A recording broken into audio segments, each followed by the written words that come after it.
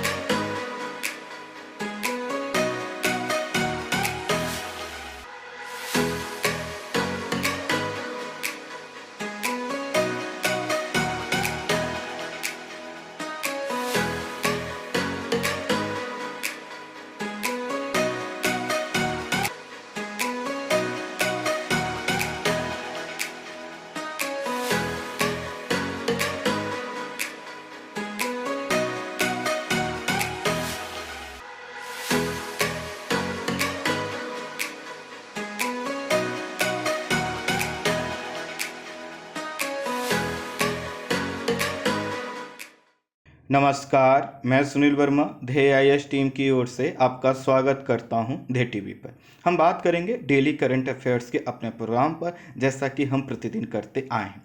आज की वीडियो में मैं 2 टॉपिक कवर कर रहा हूं। पहला जो टॉपिक है, इसमें हम बात करेंगे राष्ट्रीय वन नीति 1988 पर।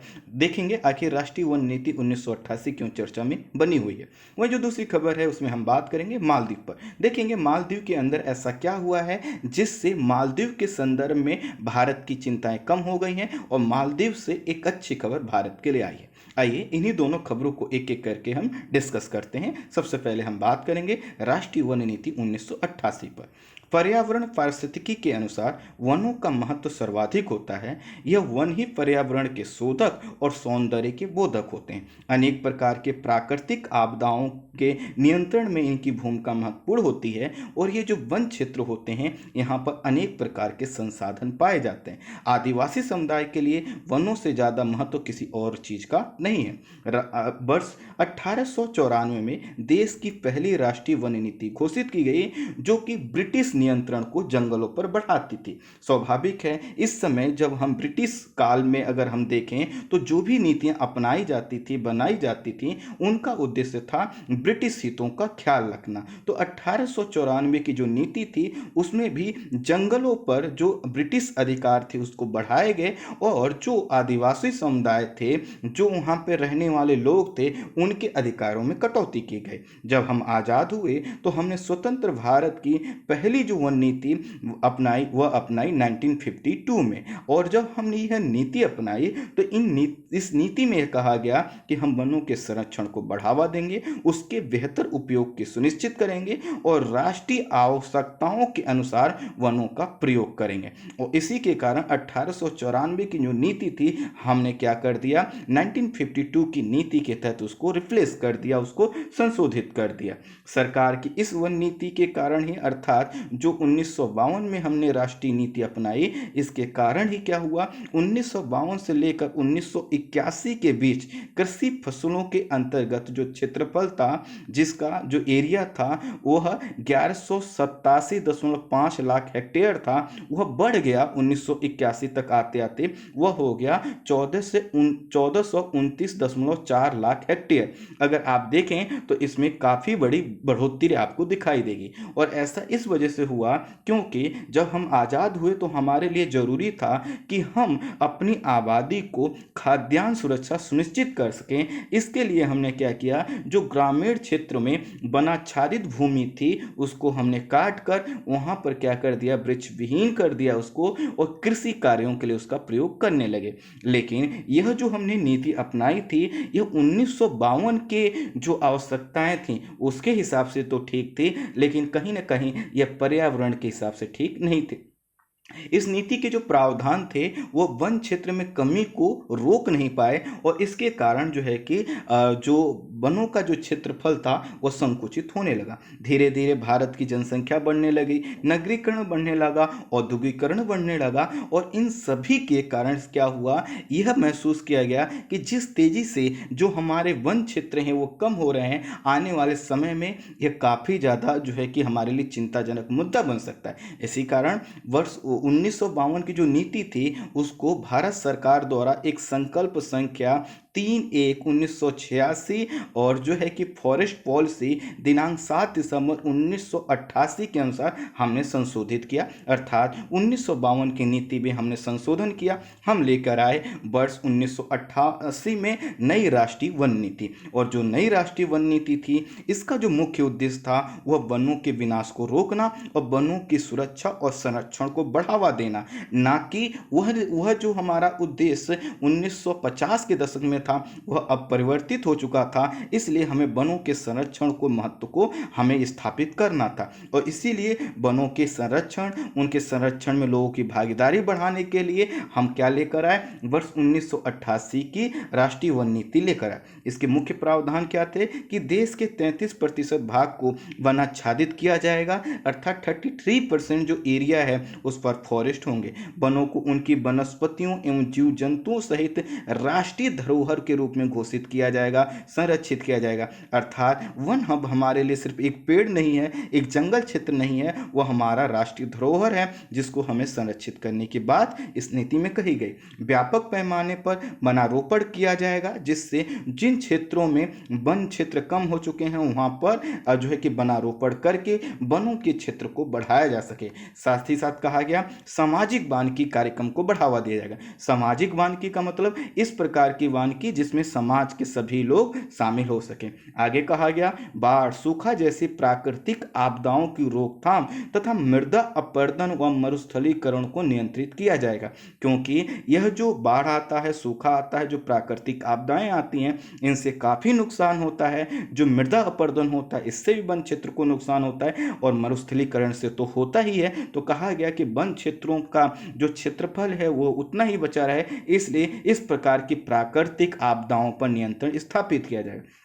ये भी कहा गया कि राष्ट्रीय आवश्यकताओं को पूरा करने के लिए वनों की जो उत्पादकता है उसको बढ़ाया जाएगा। उत्पादकता बढ़ाने का मतलब है कि उनको डेंस किया जाएगा, उसमें ऐसे पौधों को लगाया जाएगा जो जल्दी से बड़े हो सकते हैं, जिनका हम प्रयोग कर सकते हैं। ये भी कहा गया वन उपज के कुशल उपयोग और लकड़ी के इष्टतम उपयोग को प्रोत्साहित किया जाएगा। अर्थात ऐसा ना हो कि कोई वनों को ऐसे ही काट दे और छोड़ दे, उसका बेहतर उपयोग करने का हम प्रयास करेंगे, सुनिश्चित करेंगे। साथ ही साथ ये भी कहा गया कि रोजगार के अवसर पैदा किए जाएंगे वन क्षेत्र में और महिलाओं की भागीदारी बढ़ाई जाएगी। महिलाओं की भागीदारी इसलिए बढ़ाई जाएगी क्योंकि महिलाएं प्रकृति और पर्यावरण के ज़्यादा जो है कि समीप होती हैं, उनका ज़्यादा लगाव होता है, तो वो अच्छा देखभाल कर सकती हैं, इसलिए बात कहा गया। ये भी कहा गया कि राजस्थान के रेगिस्तानी इलाकों और तटीय इलाकों में रेत के टीलों के विस्तार की जांच की जाएगी, रोकथाम की जाएगी, क्योंकि रेत के टीले जब बढ़ते हैं तो अपनी जद में आने वाले सभी वन क्षेत्र को ये समाप्त कर देते हैं। इस समय जो राष्ट्रीय वन नीति 1988 जिसके मैंने मुख्य प्रावधान बताए, इस चर्चा में बनी हुई। क्यों चर्चा में इसलिए बनी हुई है क्योंकि हाल ही में वन महानिदेशक ने इस नीति में अर्थात राष्ट्रीय वन नीति 1988 में संशोधन की सिफारिश की। इन्होंने सिफारिश जो की है उसका आधार है वर्ष 2016 में प्रकाशित नेचुरल रिसोर्स फोरम की एक शोध पर। और नेचुरल रिसोर्स फोरम एक संयुक्त राष्ट्र सतत विकास जर्नल है जो प्रमाणन के आधार पर सतत वन प्रबंधन एवं पुनर्स्थापन, संरक्षण, उत्पादन की विशेषता वाली नीति का समर्थन करता है। आसान कर देता हूँ स्टूडेंट्स को। तो देखिए क्या हुआ है कि जो हमारे वन महानिदेशक हैं उन्होंने जो है कि नेचुरल रिसोर्स फोरम की एक शोध पत्र के आधार पर यह कहा है कि जो हमारी राष्ट्रीय वन नीति है अर्थात हमारा जो नेशनल फॉरेस्ट पॉलिसी 1988 है उसमें संशोधन की आवश्यकता है। संशोधन इसलिए क्योंकि हमें अगर सतत विकास के लक्ष्यों को प्राप्त करना है तो हमें जो वनों का प्रबंधन है वो समय के अनुसार करना होगा। हमें पुनर्स्थापन करना होगा, कुछ लोगों को एक स्थान से हटाकर दूसरे स्थान पर रखना होगा, कहीं पर वनों को ज़्यादा बढ़ाना होगा, कहीं पर संरक्षण के लिए कठोर कदम उठाने होंगे तो कहीं जो है कि हल्के कदम उठाने होंगे। और पूरे के क्रक्स में है कि हमारी जो राष्ट्रीय वन नीति हो वो देश की आवश्यकताओं को समझने वाली हो। और चूंकि राष्ट्रीय वन नीति 1988 से लेकर अभी तक का जो समय काल है, परिस्थितियां हैं, जो आवश्यकताएं हैं वो परिवर्तित हो चुकी हैं जैसे कि पहले हो गई थी, तो ठीक इसीलिए कहा गया है कि यह जो जर्नल है यूनाइटेड नेशन सस्टेनेबल डेवलपमेंट का जर्नल, यह कहता है कि यह अब जो वन नीति अपनाई जाए उसमें कई चीज़ें होनी चाहिए और उन्हीं चीज़ों को डालने के लिए ज़रूरी है कि हम राष्ट्रीय वन नीति 1988 में संशोधन करें। इसमें कहा गया है कि वनों के बाहर के पेड़ों से लकड़ी प्राप्त करने के लिए पेड़ों को सरकारी रिकॉर्डेड फॉरेस्ट एरिया के बाहर उगाया जाना चाहिए। अर्थात अगर मान लीजिए कि हर क्षेत्र में लकड़ी की तो आवश्यकता है ही है, तो इसको ये कहा गया है कि ये जो पेड़ होते हैं ना, जिनसे हमें लकड़ी प्राप्त करना हमारा मुख्य उद्देश्य है, इन वनों को सरकारी रिकॉर्डेड फॉरेस्ट एरिया के बाहर उगाया जाना चाहिए और उन्हीं का दोहन किया जाना है। क्यों ऐसा कहा गया है कि दरअसल क्या होता है, जब हम अपने पेड़ों को कि हमें कटाई करना है, उनसे लकड़ी प्राप्त करना है, जब हम सरकारी रिकॉर्डेड फॉरेस्ट एरिया में अगर उसको लगा देते हैं तो उन पेड़ों के साथ साथ हम अन्य पेड़ों को भी काट लेते हैं जो सरकारी रिकॉर्डेड फॉरेस्ट एरिया में थी, जिनका हमें दोहन नहीं करना चाहिए था। तो साथ ही साथ जब हम इन क्षेत्रों में से वनों को काटते हैं तो यह जो सरकारी रिकॉर्डेड फॉरेस्ट एरिया है, यहाँ पर हमने इन वनों को संरक्षित किया था, वह संरक्षण क्या होता है और प्रभावी हो जाता है। और हमें क्या होता है, ना तो हम लकड़ी का सही से कटाई कर पाते हैं क्योंकि क्या है, यह रिकॉर्डेड फॉरेस्ट एरिया है, अनुमति लेनी होगी, और ना ही जो है कि हम क्या कर पाते हैं, वनों का संरक्षण कर पाते हैं। इसलिए कहा गया है कि अच्छा होगा कि हम उन पेड़ों को अलग से लगाएं जिनका हमें दोहन करना। फिर आप प्रश्न आएगा, आखिर रिकॉर्डेड फॉरेस्ट एरिया से क्या मतलब है? तो इसका मतलब होता है कि वह क्षेत्र जिसमें आरक्षित वन या संरक्षित वन क्षेत्र हो। कुल मिलाकर आपके जिले में मान लीजिए कोई जंगली क्षेत्र है, वहां पे हो सकता है कि कुछ एरिया आरक्षित वन हो, अर्थात वहां पर रिजर्व फॉरेस्ट कर दिया गया हो कि आप उसमें कोई एक्टिविटी नहीं कर सकते। कुछ ऐसे वन हो जिनमें संरक्षण किया हुआ है कि इस क्षेत्र में से आप कोई भी पेड़ नहीं काट सकते। तो इन क्षेत्रों के जो वन होते हैं इन्हीं को बोला जाता है रिकॉर्डेड फॉरेस्ट एरिया, अर्थात वह फॉरेस्ट एरिया जो सरकार के जो या राज्य की या जिला स्तर पे जो कागजात हैं उसमें रिकॉर्ड किए गए हैं कि ये वन क्षेत्र है। तो ऐसे वन क्षेत्रों का दोहन ना करने की बात की गई। ये भी कहा गया है कि लकड़ी का जो बढ़ता हुआ स्टॉक है, खपत है, उत्पादन से संबंधित जो विश्वसनीय आंकड़ों की कमी हो बनी हुई है, जिससे वन प्रबंधन क्या हो रहा, प्रभावित हो रहा है। इसलिए हमें राष्ट्रीय वन नीति में संशोधन करके हमें यह सुनिश्चित करना होगा कि आखिर हम जो लकड़ी का स्टॉक कैसे बढ़ाएं, उसकी खपत कैसे हो, उत्पादन के कौन कौन से विकल्प हों, आखिर उसके लिए हमें कितना उत्पादन करना है, कितना खपत करना है, कितना स्टॉक में रखना है, उसके आंकड़े कैसे एकत्रित किए जाएं, उन सभी चीजों का उल्लेख हो जिससे किसी भी प्रकार का उहापोह ना हो सके।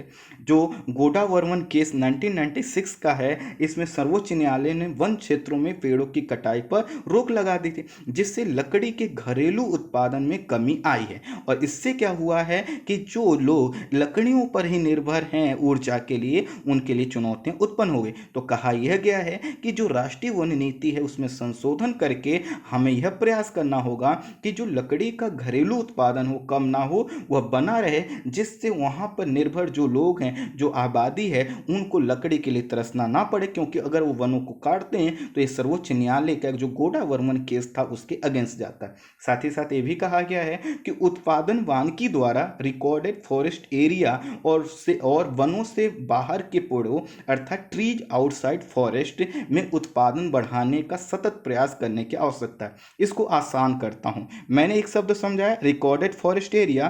तो रिकॉर्डेड फॉरेस्ट एरिया से बाहर अगर हम पेड़ लगाते हैं तो उन्हीं को बोलते हैं ट्रीज आउटसाइड फॉरेस्ट, अर्थात ऐसे पेड़ जो जंगली क्षेत्र से बाहर है। तो यहाँ पर ये कहा जा रहा है कि जो हमारे यहाँ रिकॉर्डेड फॉरेस्ट एरिया है वहाँ पर भी ऐसे हमें कार्य करना चाहिए जिससे वानिकी अर्थात वहाँ पर लगाए गए पेड़ों के द्वारा उत्पादन ज़्यादा हो, अर्थात वो तेजी से ग्रोथ कर सकें और साथ ही साथ उनका हम हम दोहन कर सकें। और ये भी कहा गया है कि जो हम नए पेड़ लगाएं उनमें भी हम प्रयास करें कि उनकी उत्पादकता ज़्यादा हो। जब उत्पादकता उनकी बाहर ज़्यादा होगी तो हमें रिकॉर्डेड फॉरेस्ट एरिया में जाने की ज़रूरत नहीं पड़ेगी। लेकिन अगर रिकॉर्डेड फॉरेस्ट एरिया से हम वनों को लेते भी हैं तो वहाँ पर क्या करें कि वहाँ पर उत्पादन ज़्यादा रखें, जिससे वन क्षेत्र में कमी ना आए। ये भी कहा गया है कि वनों से बाहर के पेड़ों के लिए एक संतुलित राष्ट्रीय व्यापी नीति विकसित की जानी चाहिए, क्योंकि वनों से बाहर के पेड़ों के लिए अभी हमारे पास कोई ठोस नीति का अभाव है। इन सभी सिफारिशों का जो मुख्य आधार है वह है वन क्षेत्र की उत्पादकता को बढ़ाने के लिए संशोधन की आवश्यकता इसमें बताई गई है, और इसी के कारण ये पूरा टॉपिक चर्चा में बना हुआ है। अब हम बात करते हैं अपने दूसरे टॉपिक, आखिर मालदीव चर्चा में क्यों है।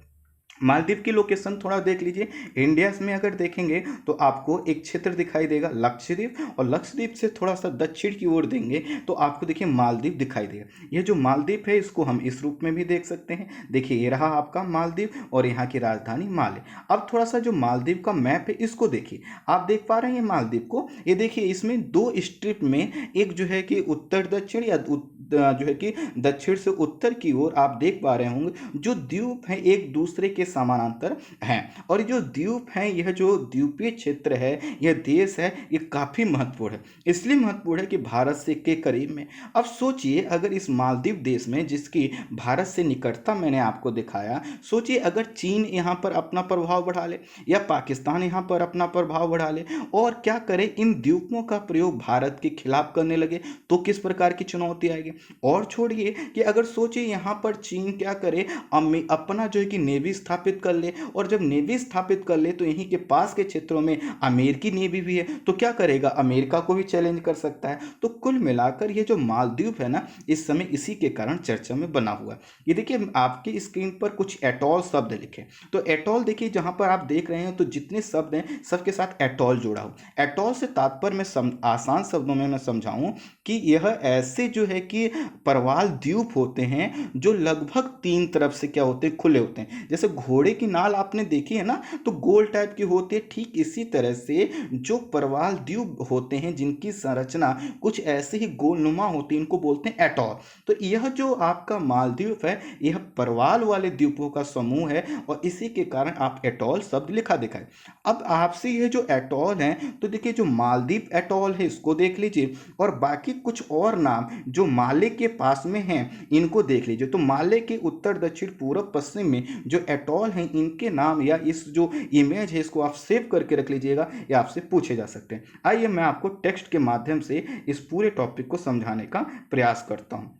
मालदीव कई द्वीपों को समूह से मिलकर बना है, और यह जो मालदीव देश है यह हिंद महासागर में लक्षद्वीप के दक्षिण में स्थित है। मालदीव करीब 1200 द्वीपों का समूह है, जिसके 200 द्वीपों पर ही स्थानीय आबादी निवास करती है। इसका जो टोटल जो एरिया है, क्षेत्रफल है, वह लगभग 298 वर्ग किलोमीटर का है। यहाँ की राजधानी और सबसे बड़ा जो शहर है वह माले है। यह देश अपने प्रवाल द्वीपों और उस पर विकसित जैव विविधता के लिए जाना जाता है। आपको पता है कि अगर पृथ्वी पर कहीं सबसे अधिक जैव विविधता पाई जाती है तो ये प्रवाल वाले जो क्षेत्र होते हैं यहीं पाई जाती है।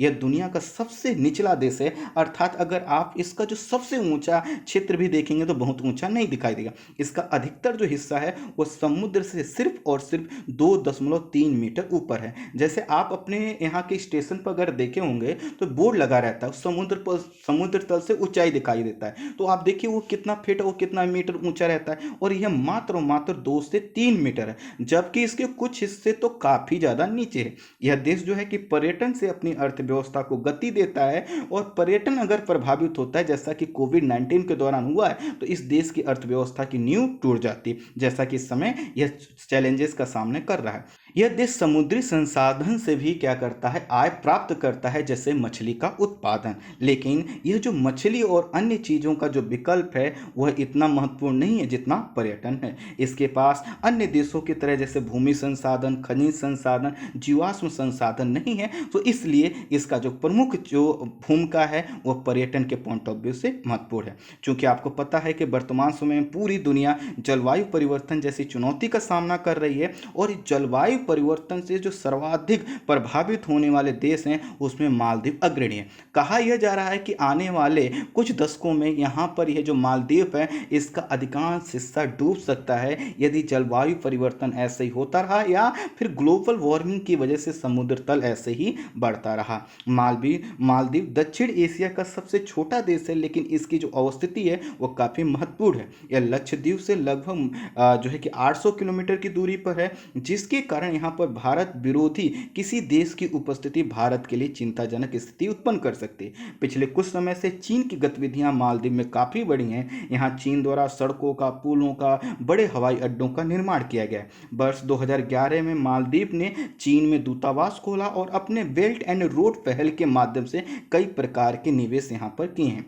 मालदीव ने जो है कि फेतु फिनलुहु द्वीप समूह 16 द्वीपों को 2016 में जो है कि चीन को लीज पर सौंप दिया था, जहां पर चीन ने भारत को घेरने के लिए व्यापक निवेश किए। सोचिए यहाँ के 16 द्वीप जो है कि चीन को लीज पर दे दिए। अब ऐसे में अगर यहाँ पर कोई जो है ऐसा इंफ्रास्ट्रक्चर तैयार किया जाता है जिसका जो है कि सैनिक उपयोग किया जा सकता है तो कहीं ना कहीं भारत के लिए क्या है, चिंताजनक है।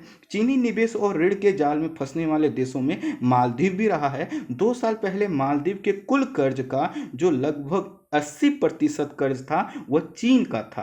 अब सोचिए जब 80% कर्जा सिर्फ एक ही देश का हो तो उसकी जो पॉलिसी होगी क्या वह मालदीव को प्रभावित नहीं करेगी? मालदीव की पूरी पॉलिसी को क्या कर रहा था, चीन रेगुलेट कर रहा था। वर्ष 1965 में इस देश को आज़ादी मिली और मालदीव की स्वतंत्रता को मान्यता देने वाला भारत जो है कि अग्रणी देशों में था, पहले देशों में था। वर्ष 1978 से लेकर 2008 तक गोमुन अब्दुल गयूम यहाँ के राष्ट्रपति थे। गयूम शब्द है, यहाँ पे माफी चाहता हूँ टाइपिंग। तो यहाँ के जो राष्ट्रपति थे और इनके काल में जो भारत के संबंध थे वो काफ़ी अच्छे थे। काफ़ी अच्छे का मतलब बहुत अच्छे थे। इसी के कारण वर्ष 1988 में ऑपरेशन कैक्टस के तहत भारत ने मालदीव में जो तख्ता पलट करने का प्रयास किया गया था उसको बचाया था। क्यों बचाया था? क्योंकि जो यह अब्दुल गयूम थे यहाँ इनके साथ भारत के जो संबंध थे काफ़ी अच्छे थे, ये भारतीय हितों को समझते थे। लेकिन वर्ष 2008 में यहाँ पर नया संविधान बना और राष्ट्रपति पद के लिए पहली बार प्रत्यक्ष चुनाव हुए तो इसमें मोहम्मद नशीद की जीत हुई और वर्ष 2012 में नशीद को हटाकर अब्दुल्ला यमीन ने सत्ता पर कब्जा कर लिया। इसके बाद जब अब्दुल्ला यमीन ने सत्ता पर कब्जा कर लिया मालदीव के, तो मालदीव से भारत के रिश्ते दूर होते गए और चीन के साथ इनके रिश्ते क्या होते गए, करीब होते गए। और यह जो दौर है अब्दुल्ला यमीन का, इस दौर में इन्होंने काफ़ी ज़्यादा चीन के साथ अपने संबंध बढ़ाए और इसी के कारण जो है कि मालदीव ऋण के संकट में फंसता चला गया। वर्ष 2018 में मालदीव के नए राष्ट्रपति इब्राहिम मोहम्मद सोली राष्ट्रपति बने, जिनके शपथ समारोह में भारतीय प्रधानमंत्री नरेंद्र मोदी भी शामिल हुए।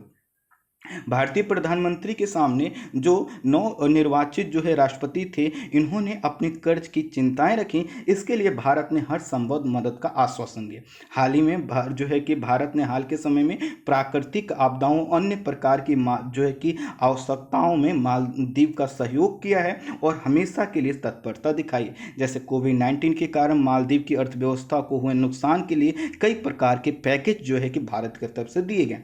15 अगस्त 2020 को अर्थात कुछ दिन पहले ही भारत ने घोषणा की कि वह मालदीव को एक वित्तीय पैकेज देगा जिसमें $10 करोड़ का अनुदान होगा और $40 करोड़ की जो है कि नई लाइन ऑफ क्रेडिट होगी। लाइन ऑफ क्रेडिट का मतलब यह होता है, आसान शब्दों में समझाऊं, कि इनके पास एक ऐसा चेक है मालदीव के पास जो कि किसका, $40 करोड़ का, जिसमें से ये जितना पैसा यूज करेंगे $40 करोड़ तक, उतने का ही इनको क्या करना होगा, ब्याज देना होगा। जैसे कि आपने क्रेडिट सुना होगा ना, क्रेडिट कार्ड होता है आपके पास कि आप उस क्रेडिट कार्ड की एक लिमिट है, उसमें से जितना यूज करेंगे आपको क्या करना होगा, बिल पे करना होगा। ठीक इसी तरह भारत सरकार ने $40 करोड़ का इनको लाइन ऑफ क्रेडिट दे दी है। इसके अलावा $25 करोड़ की अलग वित्तीय सहायता की भी बात हुई है। भारत यहाँ पर ग्रेट माले कनेक्टिविटी परियोजना में सहयोग कर रहा है, जो मालदीव की सबसे बड़ी इंफ्रास्ट्रक्चर परियोजना है। उद्देश्य भारत का यह है कि जो चीन ने यहाँ पर निवेश किया है, चीन का जो यहाँ पर प्रभाव पड़ा रहा है उसको काउंटर करना। लेकिन अब जो हुआ है वह भारत के सहयोग से हुआ है, भारतीय चिंताओं को देखते हुआ और वह किया है अमेरिका ने। क्या किया अमेरिका ने भारतीय हितों को देखते हुए? हाल के समय में अमेरिका की भी नीति हिंद प्रशांत क्षेत्र में चीन को नियंत्रित करने के संदर्भ में तेज हुई। इसी के कारण जो है कि अमेरिका है वह हिंद प्रशांत क्षेत्र में जो देश हैं, जो द्वीप हैं, वहां तक अपनी पहुंच को बढ़ा रहा। हाल ही में अमेरिका ने मालदीव के साथ एक रक्षा सहयोग ढांचे पर हस्ताक्षर किया है, फ्रेमवर्क पर हस्ताक्षर किया। इस फ्रेमवर्क का नाम है framework for US department of defence Maldives ministry of defence and security council, इसका नाम रखा गया। कुछ टाइपिंग एरर है, इसके लिए मैं माफी चाहता हूं। अब इसके तहत क्या किया है कि दोनों देशों ने एक दूसरे के साथ जो समझौतों को बहुत मजबूत करने की बात की है और ये भी कहा है कि इस क्षेत्र में शांति स्थापित करने के लिए दोनों देश एक दूसरे का साथ देंगे। शांति स्थापित करने का मतलब है कि अमेरिका और भारत यह चाहेंगे कि चीन का प्रभाव यहाँ पर कम हो, जो कि कभी बहुत ज़्यादा हो गया था। इस समझौते से अमेरिकी सेना की उपस्थिति यहाँ पर बढ़ेगी और अमेरिकी नेवी की मजबूत उपस्थिति हमेशा के लिए, अर्थात जो जब तक ये समझौता रहेगा तब तक जो है कि मालदीव के पास बनी रहेगी। अर्थात अगर चीन यहाँ पर अपनी नेवी भी स्थापित करता है, जो इसने निवेश किए हैं उन निवेशों के माध्यम से अपनी पहुंच बढ़ाता है, तो जो अमेरिका भी क्या करेगा, इस समझौते का हवाला देते हुए अपनी उपस्थिति को यहाँ पर बनाए रखेगा, जिससे चीन बहुत ज़्यादा ताकतवर ना हो सके। इससे मालदीव की समुद्री ताकत भी बढ़ेगी, क्योंकि मालदीव की अपनी जो नेवी हो काफ़ी कमज़ोर है, तो उससे क्या होता है, जो समुद्री चुनौतियां आती हैं उनका सामना वह नहीं कर पाता है, तो ये सामना कर पाएगा। दोनों देशों के द्वारा ये भी कहा गया है कि हिंद प्रशांत क्षेत्र में फ्री एंड ओपन नेविगेशन की बात की गई है। अब देखिए शब्द हिंद प्रशांत, इसका मतलब है कि अगर वह ये जो साउथ चाइना सी है वहां पर चीन कोई ऐसी एक्टिविटी करता है जिससे हिंद प्रशांत क्षेत्र का जो ओपन जो है कि नेविगेशन है, जो परिवहन वो प्रभावित होता है, तो मालदीव कह सकता है कि यह गलत आपने किया है और आप हमारे यहाँ से अपने निवेश को हटा सकते हो। या फिर वहाँ पर अमेरिका आगे आकर मालदीव से कहेगा कि वह चाइना को क्या करे, काउंटर करे, और चाइना के लिए डिफिकल्टीज हो जाएंगी, क्योंकि चाइना पहले मालदीव को आगे करके वहाँ निवेश कर रहा था और वह क्या कहता था कि जो भी हम हिंद प्रशांत क्षेत्र में कर रहे हैं वह हमारे जो द्वीपीय देश हैं, हमारे मित्र हैं, उनके विकास के लिए हम कर रहे हैं। तो अब मालदीव कह सकता कि नहीं, हमें आपके विकास की जरूरत नहीं है, आप इस प्रकार की दखलंदाजी ना दें। इसमें यह भी कहा गया है कि मालदीव की जो विदेश नीति है उस पर अब चीन का प्रभाव नहीं होगा, लेकिन हाँ अमेरिका और भारत की चिंताओं की विदेश नीति में रखा जाएगा। अर्थात यदि मालदीव कोई अपनी विदेश नीति अपनाता है और उस संदर्भ में भारत और अमेरिका की कोई चिंताएं हैं तो मालदीव को उसको कंसीडर करना होगा। दोनों देशों के द्वारा रक्षा और सुरक्षा संवाद कार्यक्रम को आगे बढ़ाने की और नियमित करने की बात की गई है। और इससे रिपोर्ट में ये भी सामने आया है कि इससे क्या होगा, जो यहाँ पर कि जो अमेरिका है उसकी सभी जो फौज हैं उनकी जो है कि दावेदारी बढ़ेगी, उनको एक ऐसा क्षेत्र मिलेगा जहां से वह अब हिंद क्षेत्र में, अर्थात हिंद महासागर के क्षेत्र में चीन को कहीं भी काउंटर करने में सक्षम हो जाए। लेकिन यह इतना आसान भी नहीं है चीन को रोकना, क्योंकि कई रिपोर्ट्स में यह बात सामने आई है कि चीन की सेना, अर्थात सेना के तीनों भाग जो है कि चाहे वो आर्मी हो, अर्थात थल सेना हो या जल सेना हो या फिर वायुसेना, जिस गति से वह अपना विस्तार कर रही है वह अमेरिका और भारत दोनों के लिए चुनौतीपूर्ण। ऐसे में अमेरिका पहले से ही क्या कर रहा है, यह मान के चल रहा है कि आने वाले समय में चीन उसको सामने से टक्कर दे सकता है। इसलिए अमेरिका पहले से ही अधिकांश देशों के साथ, जैसे उसने भारत के साथ किया, ऑस्ट्रेलिया के साथ किया है, फिलीपींस के साथ किया है, दक्षिण कोरिया के साथ कर रखा है उसने, आप देखेंगे तो अफ्रीका के कई देशों के साथ उसने संबंध बना रखे हैं। ऐसे ही आप गल्फ कंट्री में देखेंगे तो कई देशों की सुरक्षा की जिम्मेदारी अमेरिका ने ले रखी। तो दरअसल ये अमेरिका कर क्या रहा है कि हर देश में अपनी उपस्थिति बढ़ा रहा है, जिससे अगर चाइना भविष्य में अपनी नेवी के माध्यम से अमेरिकी नेवी को चुनौती देने का प्रयास करता है हिंद प्रशांत क्षेत्र में, तो उसके पास कई माध्यम हो, कई देश हों, कई मित्र हों जो कि चीन को काउंटर कर सके। स्वाभाविक है कहीं ना कहीं यह जो नीति है, यह जो समझौता हुआ है भारत के लिए काफी अच्छा है, क्योंकि इस समय अगर आप कुछ वर्षों से देखें तो भारत भारत और अमेरिका के रिश्ते काफ़ी मजबूत हुए हैं। और इस तरह से अगर वहाँ पर भारत भी अपना प्रोजेक्ट चला रहा है और साथ ही साथ अमेरिका ने इस प्रकार के समझौते किए हैं, तो अब जो भारत की चिंताएं चीन के संदर्भ में वो कम हो गई। आई होप आप पूरा टॉपिक समझ पाए होंगे। आज के लिए इतना ही। Thank you so much.